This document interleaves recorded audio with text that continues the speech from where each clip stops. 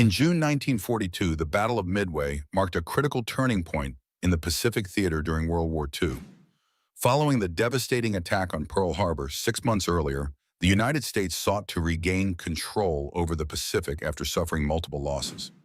The Japanese aimed to lure U.S. forces into a trap by attacking Midway Atoll, hoping to eliminate American naval power once and for all.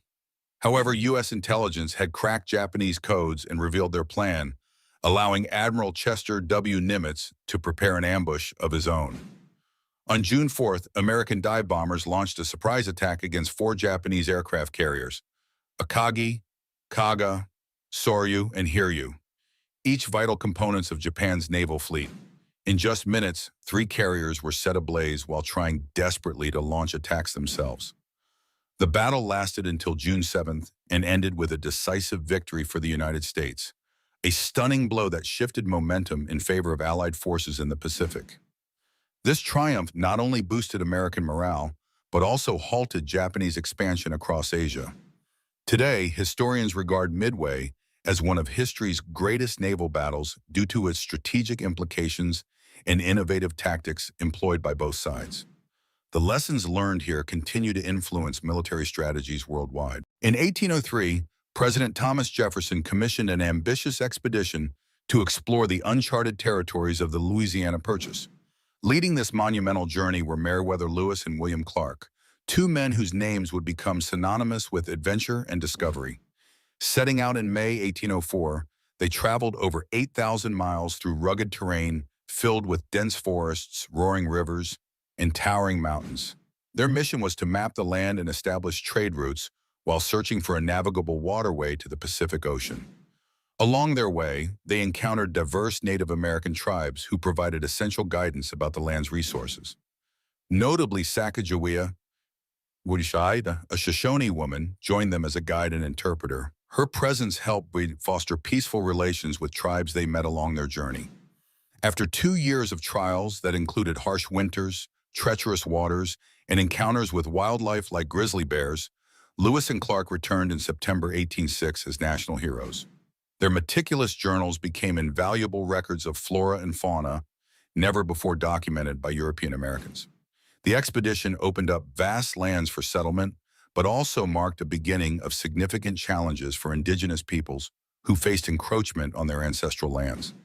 Today's America owes much to this courageous exploration that shaped its geographical understanding and ultimately its identity. In 1863, a pivotal moment in humanitarian history unfolded with the establishment of the International Committee of the Red Cross, ICRC.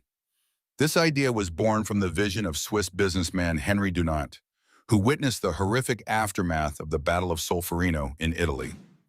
He was appalled by how many wounded soldiers lay abandoned on the battlefield, suffering without medical assistance.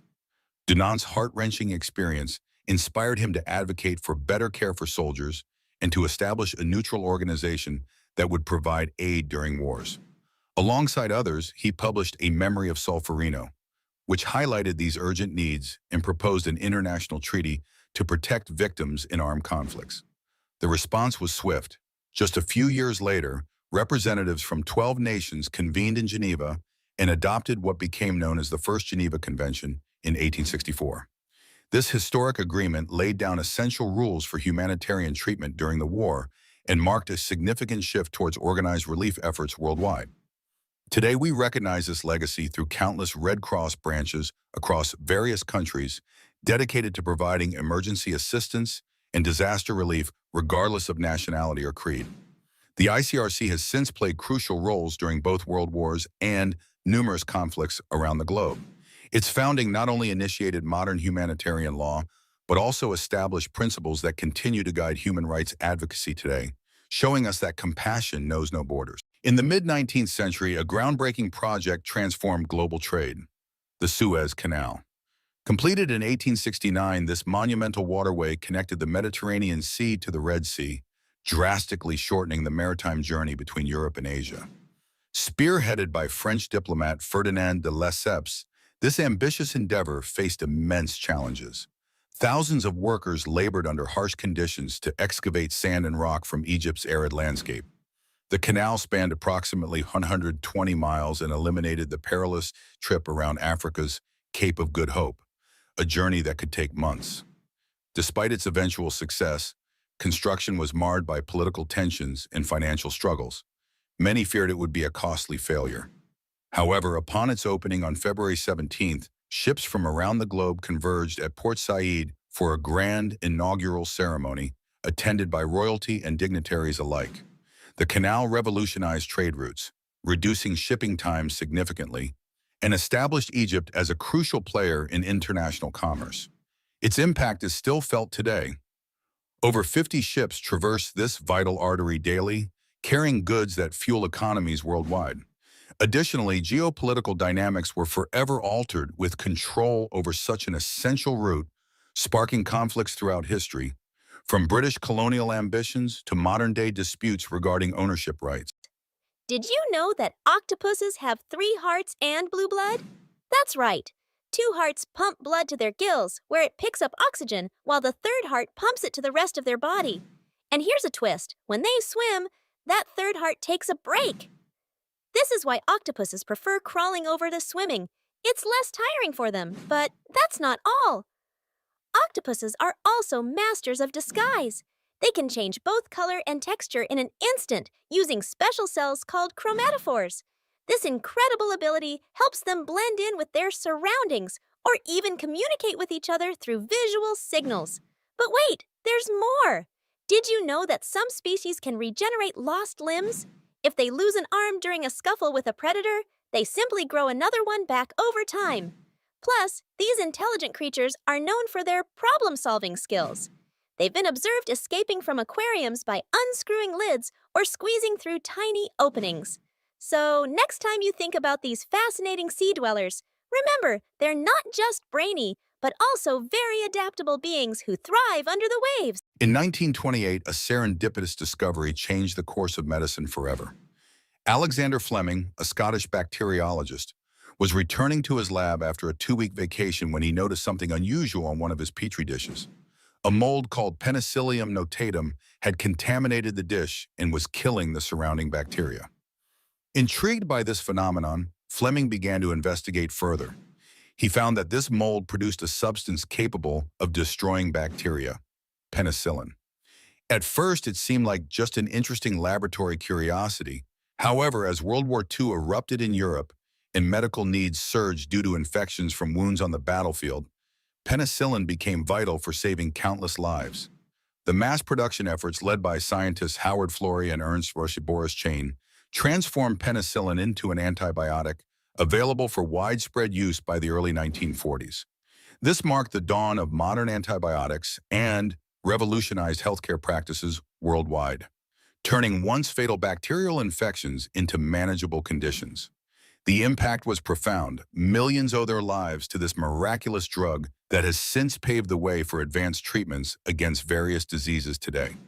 Beyond its immediate effects during wartime, penicillin laid foundational work for future antibiotics and is still crucial in our fight against resistant strains of bacteria. On May 23, 1618, the political climate in Bohemia reached a boiling point, culminating in an event that would echo through history, the Defenestration of Prague.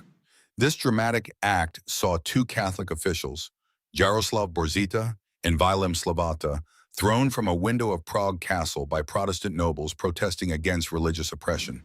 The officials fell nearly 20 meters, but miraculously survived, thanks to a pile of manure below. This incident ignited the 30 Years' War, one of Europe's most devastating conflicts. As tensions flared between Protestant and Catholic states across Europe, alliances shifted like sand in an hourglass. The war drew in powers such as Sweden and France and resulted in widespread destruction and loss of life. Cities were ravaged, economies crumbled, families torn apart by loyalty to faith over kinship. Yet amidst this chaos emerged significant societal changes, advancements in military tactics, and shifts towards state sovereignty rather than dynastic rule began to take root. By its conclusion with the Peace of Westphalia in 1648, the war had reshaped borders and influenced future governance models across Europe for centuries to come. Today's geopolitical landscape still bears traces of these tumultuous events, as nations navigate complex identities shaped by historical conflicts. In 1868, Japan experienced a pivotal transformation known as the Meiji Restoration, which marked the end of over 2 centuries of feudal rule under the Tokugawa shogunate. This dramatic political revolution was fueled by internal discontent and external pressures from Western powers seeking trade agreements. Emperor Meiji ascended to the throne, symbolizing a new era aimed at modernizing Japan. The government initiated sweeping reforms across various sectors, including military, education, and industry. Traditional samurai privileges were abolished in favor of a conscript army that adopted Western techniques and technology. Infrastructure improvements like railways and telegraph lines began to knit together this archipelago nation into a cohesive state. Meanwhile, educational reforms led to increased literacy rates and an influx of ideas from abroad. Scientific advancements flourished alongside traditional arts. By embracing Western industrialization while maintaining unique cultural elements, Japan emerged as an economic power within just decades. These changes set the stage for Japan's participation in global affairs leading up to World War I and later conflicts, as it sought recognition among world powers. The legacy of the Meiji Restoration is still evident today. It laid foundational principles for democracy and modernization that continue to shape contemporary Japanese society. On April 16, 1746, the winds of fate swept across the moors of Scotland, setting the stage for one of history's most poignant battles, Culloden. This brutal confrontation marked the final clash between British government forces and Jacobite supporters, hoping to restore Charles Edward Stuart to the throne. Led by Bonnie Prince Charlie, the Jacobites were fueled by a fervent desire for Scottish independence. However, they faced an overwhelmingly well-equipped army under William Augustus, Duke of Cumberland. The battle began in early morning fog. Within just an hour and a half, it descended into chaos and carnage. The Jacobites suffered devastating losses. Over 1,000 men fell that day, compared to around 300 from government forces. This defeat was not merely a military loss. It signified the end of an era for Highland culture and autonomy, as retribution followed swiftly thereafter. The aftermath saw heavy suppression from British authorities, clan structures dismantled, Gaelic language discouraged, and traditional dress banned, all aimed at quelling any future rebellions. Yet Culloden's legacy persists in Scotland's collective memory as a symbol of resilience against oppression. Today, monuments stand where brave souls once fought passionately for their beliefs. Their stories echo through generations, serving as reminders that struggles for identity are timeless. In the autumn of 1777, a pivotal clash unfolded in the rolling hills of upstate New York, the Battle of Saratoga. This confrontation was not merely a skirmish. It marked a turning point in the American Revolutionary War. The British, Armada, led by General John Burgoyne, aimed to sever New England from the other colonies by capturing Albany, but they were met with fierce resistance from American forces commanded by Generals Horatio Gates and Benedict Arnold. Over 2 battles fought in September and October, thousands of troops clashed on rugged terrain amidst dense forests. The Americans employed clever tactics, using their knowledge of the land to outmaneuver Burgoyne's forces. On October 17th, after weeks of relentless fighting and dwindling supplies, Burgoyne surrendered his army to Gates at Saratoga, a stunning defeat for Britain. This victory not only bolstered American morale but also sent ripples across Europe. News reached France, where it played a crucial role in persuading King Louis XVI to support the American cause financially and militarily. Thus began an alliance that would ultimately change the course of history, leading towards independence for America. The significance of Saratoga cannot be overstated. It proved that colonial forces could stand toe-to-toe with one of the world's greatest armies, while inspiring others around the globe, striving for liberty. In the summer of 1588, Europe held its breath as the Spanish Armada set sail from Lisbon, a fleet of over 130 ships destined for England. This grand naval force aimed to dethrone Queen Elizabeth I and restore Catholicism in Protestant England. Led by the seasoned Duke of Medina Sidonia, this was Spain's attempt to solidify its dominance on the seas. However, fate had other plans. The English Navy, though smaller and less powerful on paper, was agile and innovative under the command of Sir Francis Drake. Utilizing faster ships equipped with long-range cannons, they launched strategic attacks that caught the Spaniards off guard. The turning point came at Gravelines, when fierce storms battered both fleets. However, it was Spain's slow maneuverability that sealed their doom. As they retreated around Scotland and Ireland, facing treacherous waters, the once mighty Armada faced destruction from nature itself rather than military might alone. By September, only about half returned to Spain, a catastrophic loss, not just in ships, but also in morale and prestige for Philip II's empire. This defeat marked a significant shift in power dynamics. England emerged as a formidable maritime nation, while Spain began its decline as Europe's dominant superpower. The battle reverberated through history. It sparked an age of exploration for England and laid foundational elements for future conflicts between these two nations. Morality is a complex web that influences our decisions and shapes societies. At its core, we find three primary perspectives: objectivism, relativism, and subjectivism. Objectivists believe that moral truths exist independently of human opinions. They argue there's a universal standard for right and wrong. Think about the concept of justice. Many would agree that fairness should be upheld regardless of culture or context. On the other hand, relativists assert that morality is shaped by cultural norms and individual circumstances. From this viewpoint, what's considered morally acceptable in one society may not hold true in another, like differing views on marriage practices across cultures. This raises questions about tolerance. Should we accept all beliefs as equally valid? Finally, subjectivists take it further by claiming morality stems from personal feelings or preferences.